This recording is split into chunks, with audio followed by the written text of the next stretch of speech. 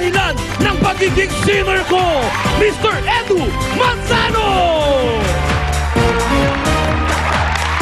Maraming salamat kayong tatlo. Thank you very much mga kaibigan. Welcome to Family Feud. Ako po si Edu Manzano, I will be your host. Today po, ang ating mga bisita ay mga artista at isang team. Either the Saint family or the Sinner family ay maaaring mapuwi ng up to 150,000 pesos. Pakilala muna natin sa inyo ang Sinner family.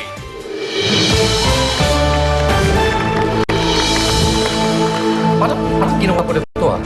Pili ko lang, ano? Parang Feels like deja vu. deja vu.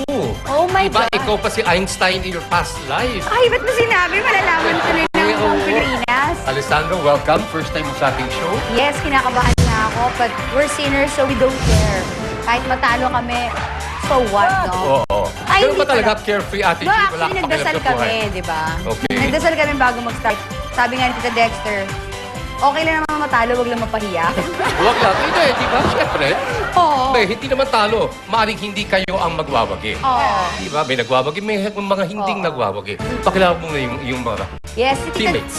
mga kasama namin sa Sinner or Saint, si Tita Dexter bilang Yvette sa aming show, ang masamang ugaling Tita Noemi, at si Janine bilang Ika, ang kababata ni Noemi na isang saint show, at si Miss Janine na aking ina, Celeste. Yes. Siya ang tunay kong ina. Parang kawawa yung bida, no? Kasi ang daming kontrabidang magagaling. Of course, di ba? Eto, nagulat ako kasi dati, pagkakilala ko Janine, ganun lang siya kalaki eh. Yung Janine Desiderio, Dexter Doria, Alessandra De Rossi. Oh, wow! Oh, wow! Talagang iba, no? Spectacular! Well, tignan natin kung anong kagaling talaga yung Sinner family. Come on. Let's meet the Saint family! Alam mo, dati kasi, pag teleserye, isa, dalawa na kontrabida, okay na eh.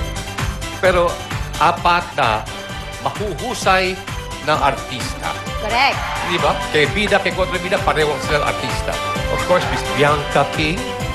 Hello. Ang laki nung piniyak ko just for yung teleserye, di ba? Medyo payat na ako, pero sakto nga yung kapayatan ko daw.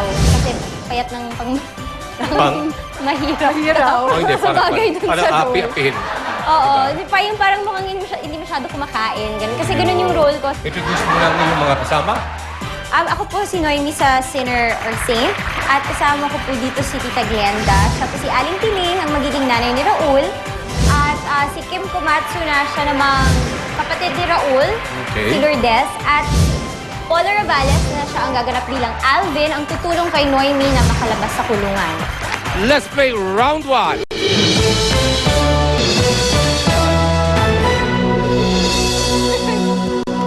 Exciting! Nag-survey kami ng 100 Pinoy. Top 5 answers ang nasa board.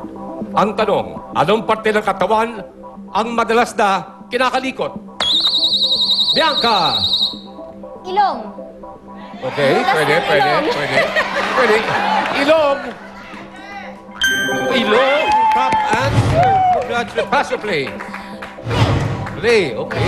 Balik ka muna sa team mo. Balik ako. Balik ka din, Bianca. Play! Number 1 answer, ha? Brenda, anong parte ng katawan ang madalas na kinakalikot? Paa. Oo, di ba?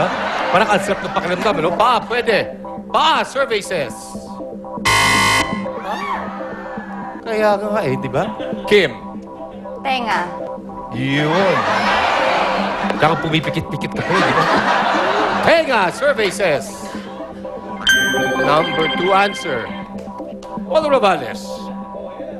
Hindi ka dapat papahiya, kaibigan. May gusto kong isagot eh. Pero parang Hindi. nahihiya ako eh. Anong parte ng katawan ang madalas na kinakalikot? Pwede naman na hindi lumabas na censored. I mean, nasa pagdadala kasi yan. Eh. Okay. V? Parang hindi ako komportable sabihin eh. Oh, basta! Survey says! Ah. Buti na lang. Buti na lang. Masa.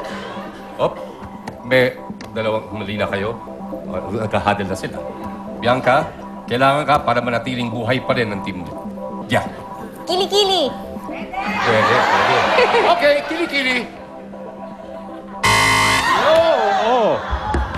No, no. Sayang, top 2 answers nasa inyo. Kaya lang, 3 ng mali ninyo. Chance for Sinner family na mag-steal.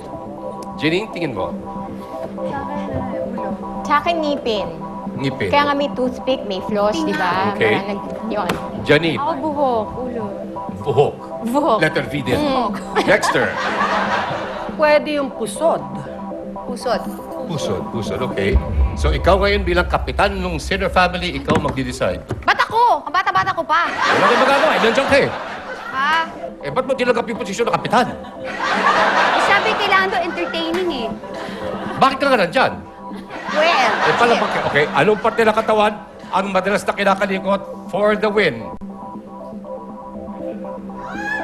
ngipin. Ayaw po sa ating survey, ngipin? Wala.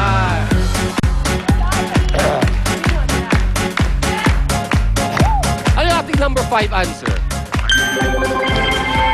Bibig. Iba naman yung bibig sa ngipin. Number 4. Biro mo yung dalawa. Pag lumabas yung buhok, ha? Okay, number 3. Mata. Tinakaliw. Anyway po mga kaibigan, I'm sorry, Sinner family. Ang ating first round winners ay walang iba, kundi ang Saint family with 78 points. Sa pagbabalik po, second round dito sa Family Feud.